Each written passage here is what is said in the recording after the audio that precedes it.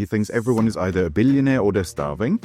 And it's getting worse every minute. This is a bit like Gorbachev in the late 1980s saying, well, I will hire more bureaucrats for Gosplan and then it will work. There are quite a few Chinese billionaires and multimillionaires. And they've also had the most dramatic decline in extreme poverty. So there just isn't a connection between how many billionaires, millionaires you have and how much poverty you have. The best welfare is a job, right? Hello and welcome to the IEA podcast. My name is Reem Ibrahim. I'm the head of media at Linda Whetstone Scholar here at the Institute of Economic Affairs. Today I am delighted to be joined by Kristian Niemietz, our editorial director, and Daniel Freeman, our managing editor. Today we're going to be discussing Labour spending more money on extra planners, the Employment Rights Bill, and Kristian's lived experience of debating this week. Let's first of all start off talking about these extra planners. It's sort of the additional add-ons from the budget that most people didn't notice. Dan, tell me about them. Yeah, so this was one of the things one of the very few references to planning actually in the budget, because most of what Rachel Reeves, she did sort of name check planning and the government planning and infrastructure bill, but basically in the sense that, oh, we've solved that. We've fixed it. We've done everything. That bill is coming through. And yeah, so now we're definitely going to get growth just around the corner. Obviously, a lot of the planning and infrastructure bill isn't nearly as radical as I think we need, given how long we have had of relative stagnation in house building.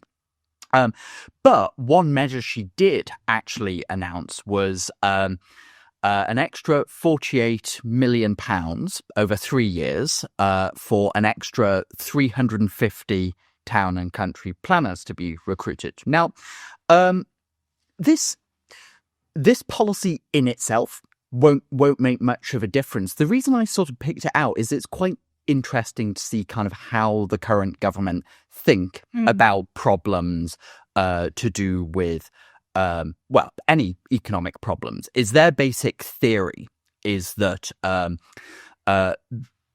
you haven't had enough state officials, or you haven't had enough funding funneled in to this kind of area, and that is a big part of the explanation for why everything has slowed down, rather than a problem with the law per se.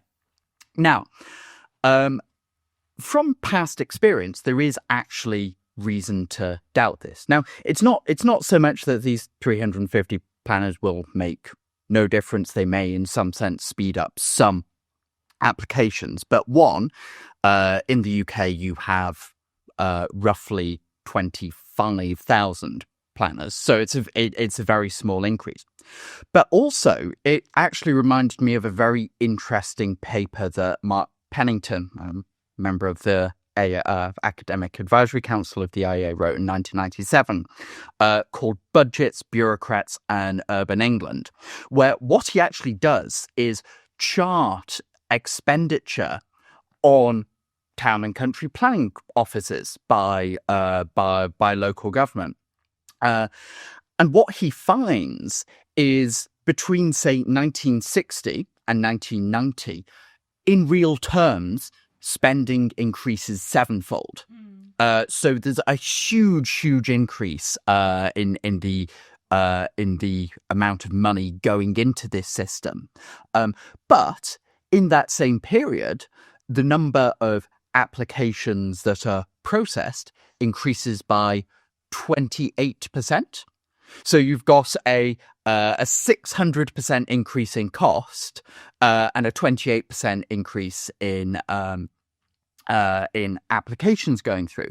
And it's actually worse if you look at housing starts. One of the really interesting figures that you can work out is that basically, as the amount that is spent on planning increases, the number of houses that get built decreases. And actually, it's almost a 1% increase in planning expenditure seems to result in a 1% decrease in housing. Now, correlation is not causation, but I think it does it does sort of suggest that probably overall the big problem in planning cannot always be solved by just throwing more money, throwing more people into processing these applications, because if the underlying regulation and legislation is bad and allows too many opportunities for external actors, NIMBYs, whoever, local politicians, to try and block things, just having more people going through the applications isn't going to help, and it isn't going to get you growth or more houses. Kristian, do you think this is an interesting aspect of where the planning system has failed so deeply? Because the government effectively think that the solution to some of our planning woes, and again, the sort of assumption being that, oh, we've done all the regulatory changes that we possibly can, like that's all done, we've fixed that problem. Let's just spend more money on hiring more planners. I mean, is this sort of indicative of the sort of approach they take to the planning system? I guess this is what you get when you have a late convert, a last-minute convert to YIMByism, somebody who discovers it 5 minutes before entering a government position and then not really knowing what to do with it. So this is the sort of logic which can make sense, I guess, if we're talking about the court system. There it's true, the courts are overstretched. But their demand is largely external, depends on the number and types of crimes committed. And of course, then if you have more judges, they will probably process cases more quickly. But in the case of the planning system, so the sort of things that have to be assessed, well, that is very much not external. That is very much a function of what you're trying to regulate. And there is work on this by Sam Demetriou, who writes about how in the 1930s, it sometimes took 3 days or so to get a planning process, a planning application processed. They just had, and it's not that they were building shoddy stuff that immediately collapsed or that had terrible impacts on the neighbors. It's just that it was much more about, well, precisely that. What is the effect on the neighbors? Is there anything to do with physical safety? That's the sort of thing where that kind of regulation can make sense. But otherwise, limited pretty much to that. And then you don't need an army of planners. If you have a couple of fairly simple criteria, does it block the light for somebody? Does it cause a physical hazard? And you process it on those claims, and that's pretty much it. And then you don't need to have half of the workforce working as urban planners. But it's just, this is that sort of mindset. They've found out there is something wrong with the regulatory system here. But the thinking is, we need to hire more planners or maybe better planners. Maybe that's the idea. But this is a bit like Gorbachev in the late 1980s saying, well, I will hire more bureaucrats for Gosplan and then it will work. Yeah. Or buy computers was it, or another thing you want. Buy computers, making a technology advance and therefore not actually fix the problems. Well, the reason why I think this is so interesting is that effectively, instead of saying, okay, clearly there is something there is a huge problem with the regulatory burden here, and that clearly the planning system is broken, and clearly we aren't building enough homes. They've accepted that as sort of the narrative, which is absolutely correct. But then the solution is not let's reduce the regulatory burden, let's think about how we can solve the actual problems in the planning system. It's let's hire more planners so we can push more of the applications through this absolutely awful planning system. And there isn't that deregulatory approach, and I'm not really sure why that is the case. Well, there is some in the planning and infrastructure bill that's coming through, but I think you're absolutely right that it is not as sort of it's not even as radical as Robert Jenrick's proposals when he was in this role in 2021, And yeah, they do very much seem to think that, okay, well, the bill that's currently going through and probably going to come into law in, the next few months, that's planning solved. And now we can get back to doing what we really quite like, which is building up the state, basically. I think they would frame it in those terms as well, is that the state has been hollowed out by Tories and austerity and stuff, and so now we're just rebalancing away from private consumption towards essential bits of state infrastructure. But actually on Sam Demetriou, there's one of the interesting points he made in an article about a year ago was part of the issue now is that we're expecting planners to do too much and to deal with things that are in no way negative externalities or any sort of an externality. So one of the cases he actually highlighted, I think is a very good one, is a very bad one, but a very good illustration. It was a case of a family who had a disabled child, and they wanted to build a bedroom for him in their garden. Now, that was turned down on the grounds that, that will reduce their garden space. and it's like, that is something where all of the loss there is internalized. Like maybe they think of the people once in the house and once in the garden as sort of separate personalities, and house you has a negative impact on garden you, and therefore needs to be protected. Well, yeah, or I don't know, that these people, maybe they think that, these people just obviously, they're not trained town and country planners, so they obviously didn't. They haven't thought about the fact that their garden would be smaller. They're building the room, and then they think, hey, where's our garden? Well, yeah, but this is just one example, but it's it's a case where we are not just in land use planning, but in quite a lot of other areas of government. You have a sort of approach that is basically has a fixed conception of what a good life is, and then try and sort of like funnel people into that. When I think usually people are pretty good at judging for themselves whether, And clearly in this case, a family that has a disabled child where they want to build build a room for him, clearly that is the case that they have made the judgment and they are perfectly okay with reducing their garden size. Well, there were even more ludicrous examples of that kind. I remember one case where it was a literal toy house that got a family into trouble with some planners. And I remember posting stuff like this as a joke. Sometimes people post something on Twitter. Their kid has built a toy house somewhere. Where I say, well, do you have planning permission? So that, ha, ha, ha. And then they've literally done it. You can't satirize that system. The moment you do, 3 days later, they come up unironically with something like that. Our planning system is a joke, and I think it's absolutely hilarious that we hear about these different stories, but it means that we have reduced housing supply and it's unaffordable for many people, and that's very sad. Let's talk about the Employment Rights Bill. There was a piece in the Times that was quite interesting that effectively looked at the fact that ministers in the Employment Rights Bill want to ditch the £118,000 limit for compensation to appease unions in order for them to effectively afterwards they watered down the Employment Rights Bill, sort of removed the some of the day one limits for that, as in the day one rights, but they're keeping a lot of it in. And I think it's really interesting because this is about payouts and the fact that they are sort of appeasing the sort of union class, I suppose.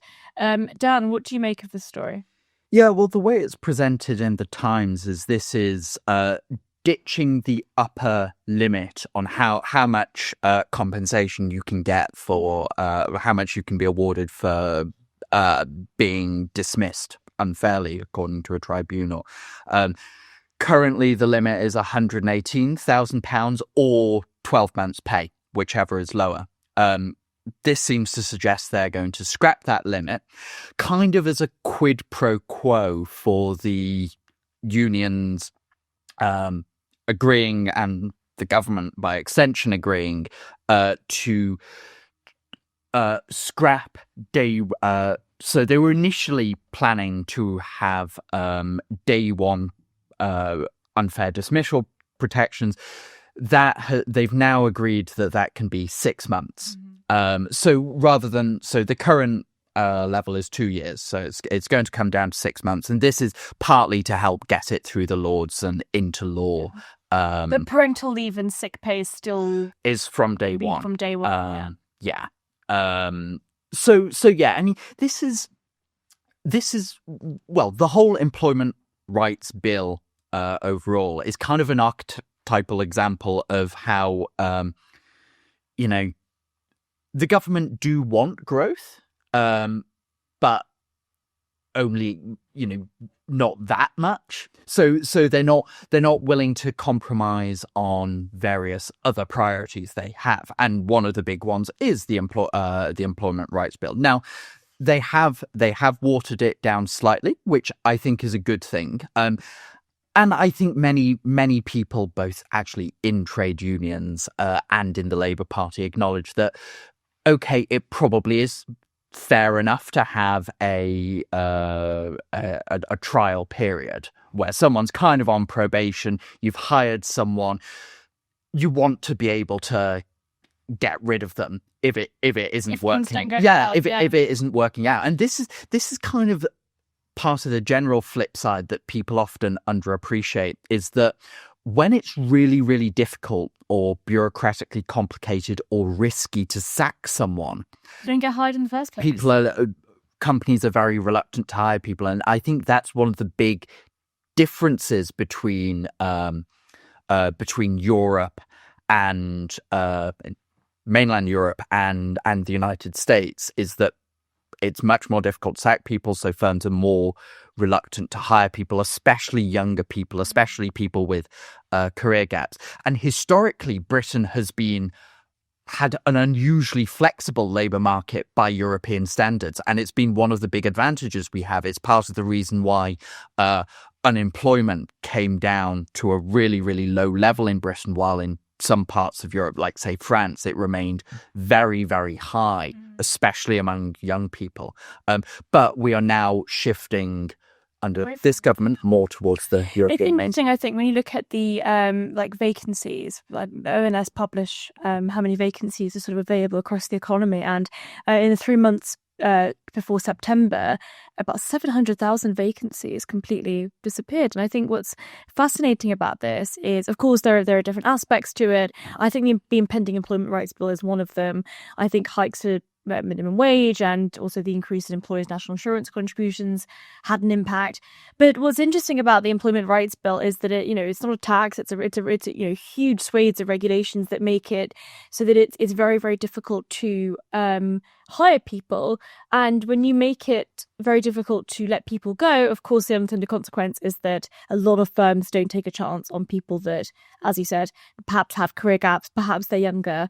And unfortunately, it means that we literally have so many people that are out of work, and we are making it more and more difficult for employers to employ people. Yeah, in a way, this decrease in job offers, that is the revenge of Econ 101. Normally the problem with changes like that is that, well, we know that obviously if you make it costlier or riskier to do something, people will do it less often, whether that's hiring or something else. It's just that normally there are always lots of other factors, and say sometimes governments somewhere tighten employment legislation, but then something else happens, and it's not that you get an immediate increase in unemployment, and then it's quite difficult. You then have to argue, well, no, it has increased it relative to the counterfactual. You need to look at, say, if it's in the US, what happens in a neighboring state where they haven't had that law, and something like that. But this is a bit harder to explain. In this case, this is unusually good for our side. I mean, it's obviously a bad development, but yeah, that you have these immediate responses. That's usually quite well.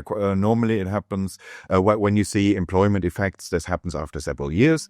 And quite often, as I said, it's swamped by other things. It's really only when you have a federal system, and you can say, well, in this state things are different from that other state where they have a different legal system. Something I find quite interesting is the sort of complete denial that incentives matter in some of these instances, and the fact that when you it makes perfect logical sense, right? If you're an employer and you've made it basically impossible to fire people, you are going to be so much more risk averse. I mean, you are going to make it fair. You're not going to hire that risky person. Well, and there's a particular. This is actually why the unfair dismissal changes, reducing it to 6 months from in employment at which you can claim.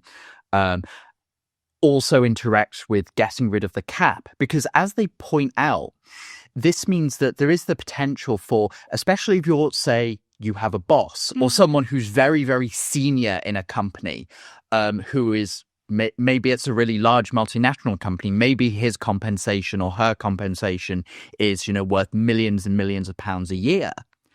Well, previously, if you wanted to dismiss someone very senior, like a high-level executive, you could basically say, look, here's $100,000. Yeah, here's £120,000. Go away. It's not working out.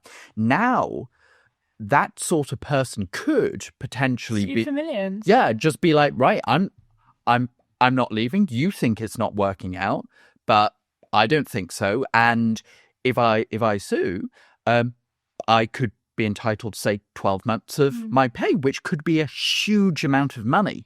Do you think when we sort of see class action cases as well, and the sort of rise of a lot of these legal challenges when it comes to employment, do you think that this is something that employers are actually going to take into consideration? The fact that this cap is being removed, this will impact, employers that are thinking, what, I could be liable for a lot of money if I'm sued. Caps are generally a good way of limiting risk. So I remember there was a discussion about this years ago about the impact of anti-discrimination legislation, where the people who were defending it at the time were saying, well, if you look at the median payout is actually quite small. So you can't tell me that really deters employers from hiring people from particular backgrounds. If it's, say, £3,000 or so, that can't move the needle.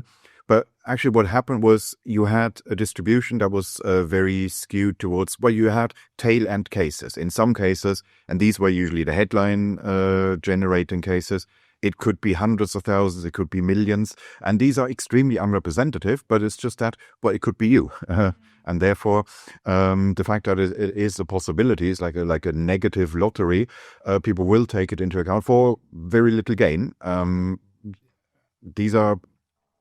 That's a small number of cases, very unrepresentative, unlikely to happen to any particular individual, but it is a possibility and it affects behavior. So to have an absolute limit and saying it cannot ever be more than that, that's a good way of saying you limit the risk, in advance it's not going to be more than that, no matter how unusual the case.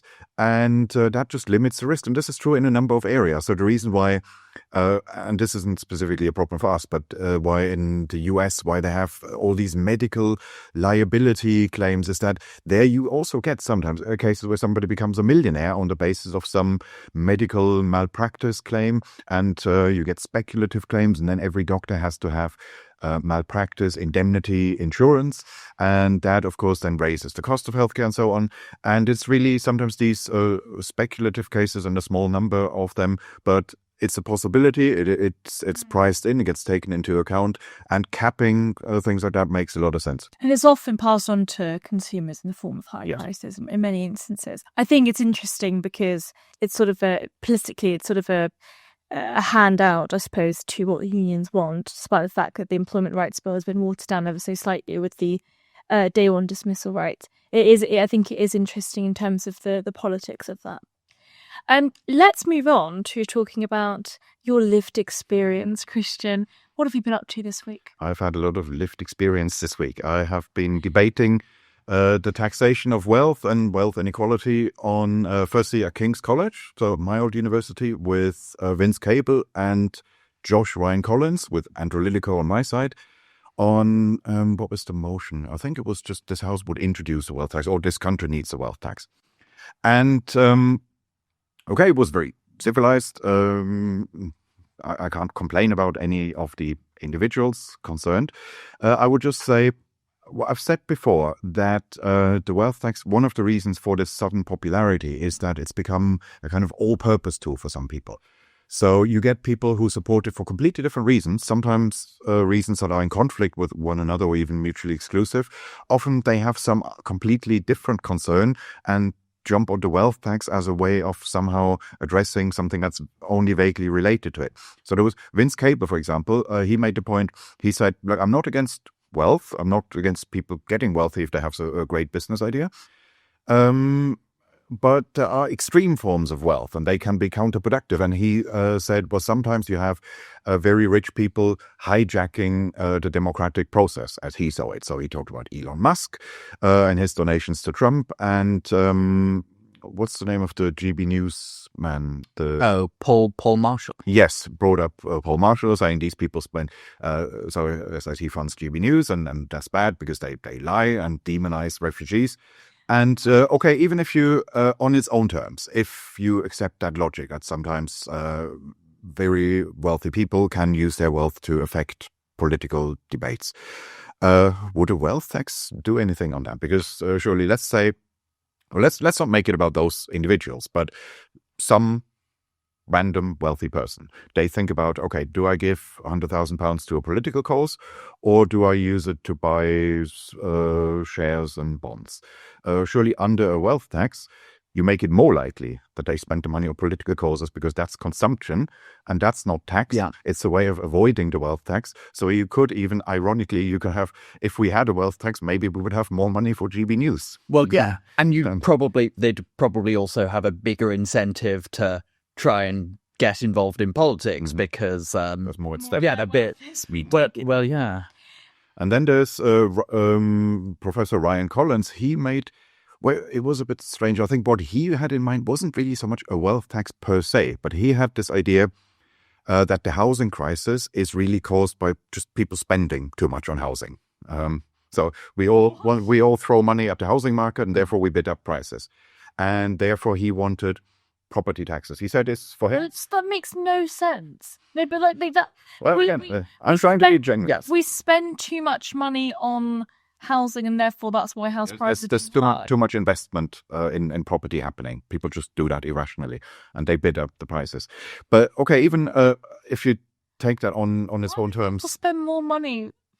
Well, I suppose if you are doing it as a sort of investment, if you expect property prices to continuously increase, and if property is treated, certain residential property is treated more favourably by the tax system, which in this country it is than a lot of other types of investment. Yeah.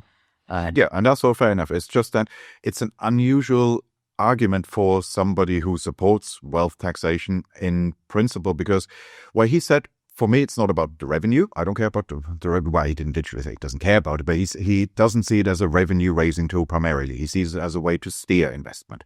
And okay, I guess we can use it in that way. It's just that there he is saying people respond to it very strongly. Most of the time, 90% of wealth tax proponents would say, no, there will be no behavioral responses. People will just carry on doing what they do. They will be a bit less wealthy. They will do whatever it is that they do now with a bit less wealth.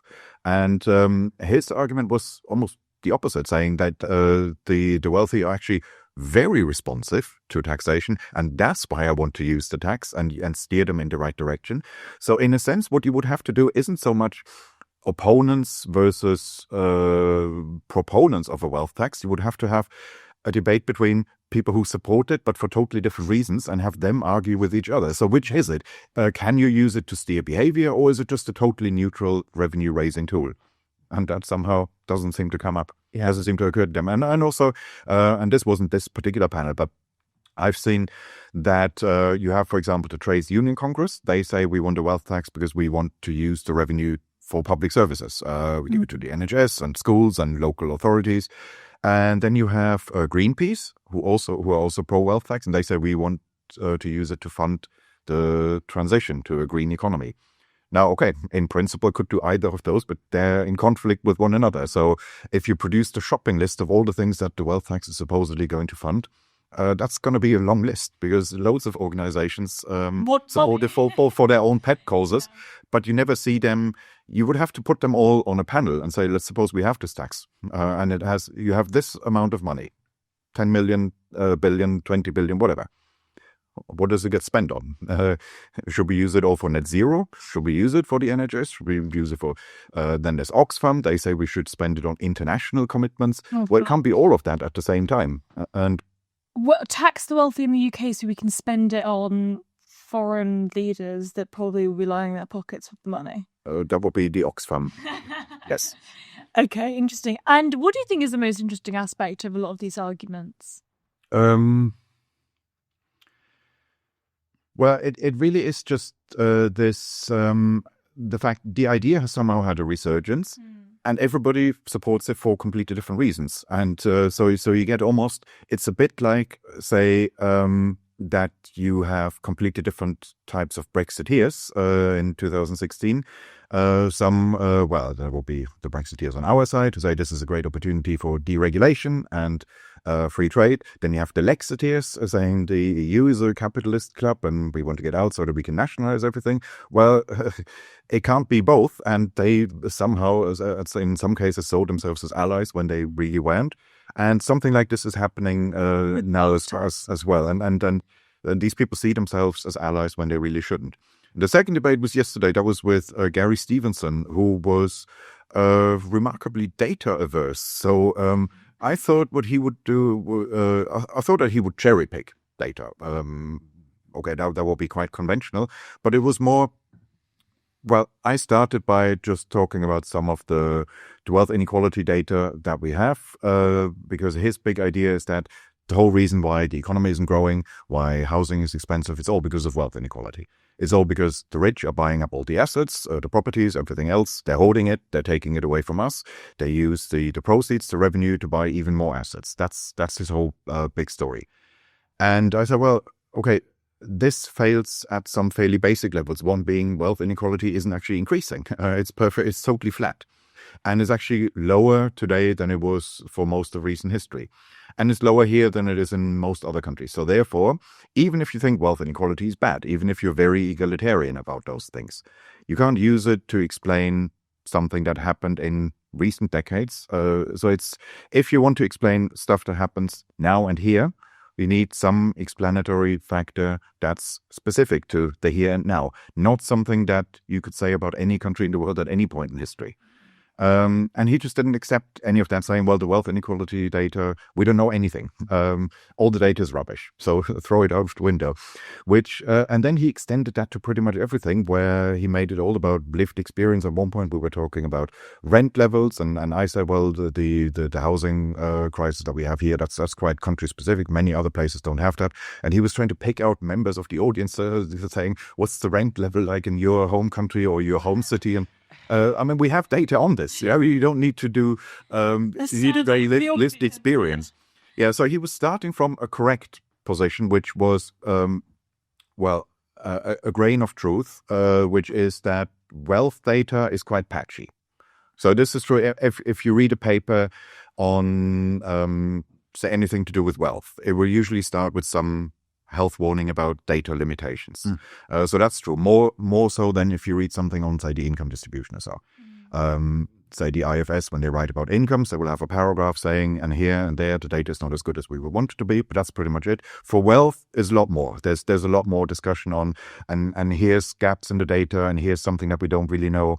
And there is more of an acknowledgement of limitations. That's all true, but that doesn't mean that the data is totally useless. It just means, well, you need to know what you can use it for. So I would compare it to a weather forecast. A weather forecast is often unreliable on a given day. If you make your plans and they're completely dependent on the weather forecast, you will often be disappointed because it will turn out to be wrong. But nonetheless, if you knew nothing about weather patterns on this planet or this part of the world, and you gathered that information exclusively from weather forecasts, well, you would nonetheless get broad patterns right. You would realize, even if the weather forecast is wrong on any individual day, you would nonetheless correctly realize that it's warmer in summer than in winter. You would realize that it's warmer in Spain than in the United Kingdom. You would realize that it rains more often here than it does in southern Spain. Even if on every single individual day the forecast is wrong, these broad patterns are right. And I'd say this is true of the wealth data as well, that yeah, there may be lots of flaws in it, but if those flaws were already there 10 years ago and 20 years ago, and if they're also there in whatever country you want to compare Britain to, then, well, the errors cancel each other out. That would be like, I had, for a while, I had a faulty balance, right? Which you would not use it to tell you the correct weight, but I wasn't that much, I didn't really want to know my exact weight. What I wanted to know is it going up or not? And you can use it for that purpose. If the error is unsystematic, the error would only be a problem if it's systematically biased in one direction, and if that bias gets stronger over time, And then it will become unreliable. that wealth inequality isn't significantly increasing in the way that Gary Stevenson argued. No, it's just not. Yeah. But he keeps saying it's getting worse every single day, and we're going to. He has this. There was this strange moment when the moderator said to me, "So, Kristian, you've been the optimist on this panel." And I thought, what? Me, the optimist? Since when?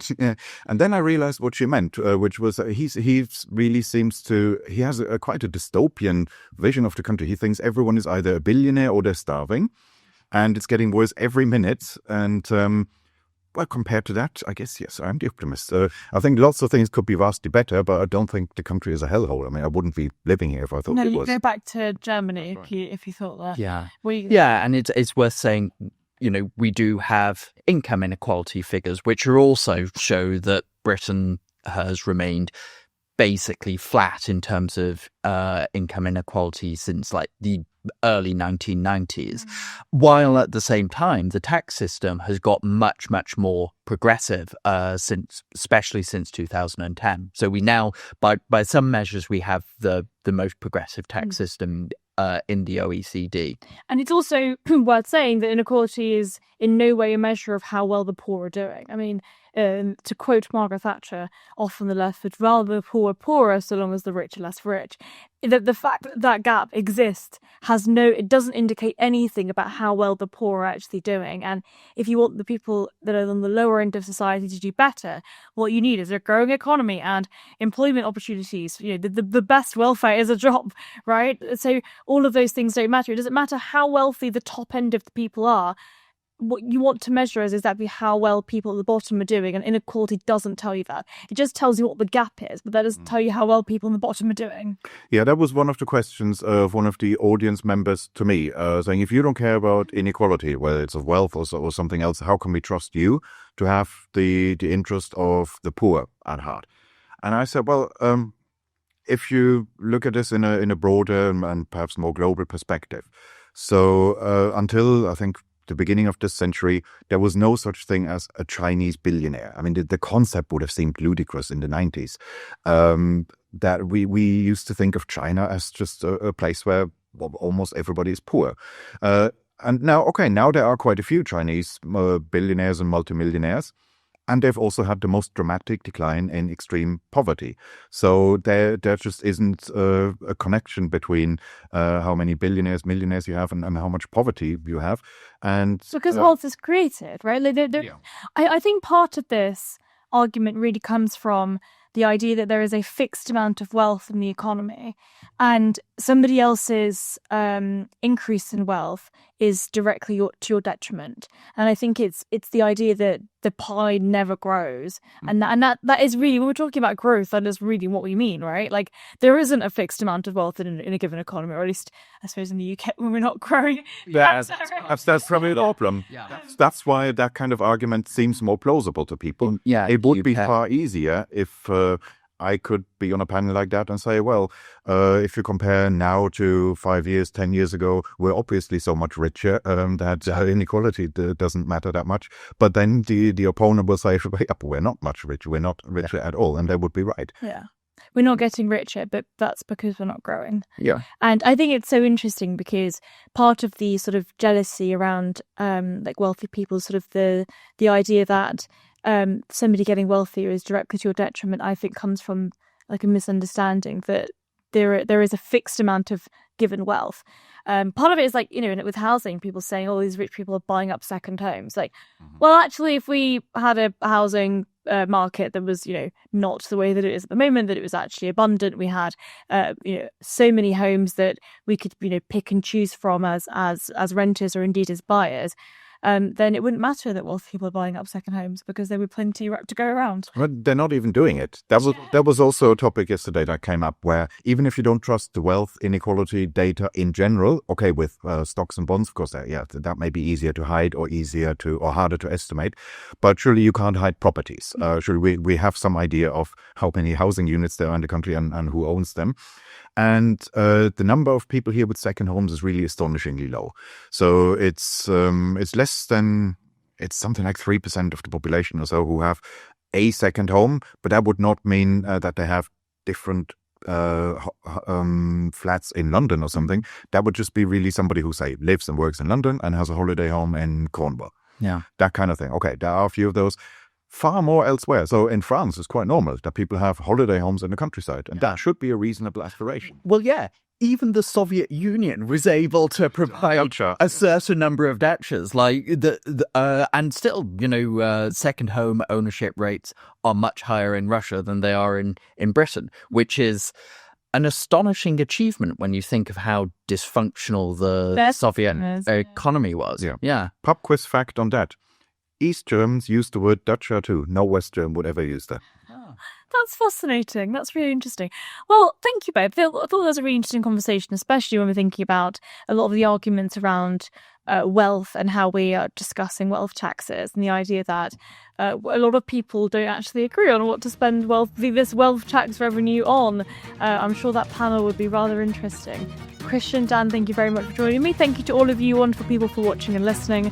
If you are interested in learning more about the IEA's work, then do consider becoming a subscriber over at insider.iea.org.uk.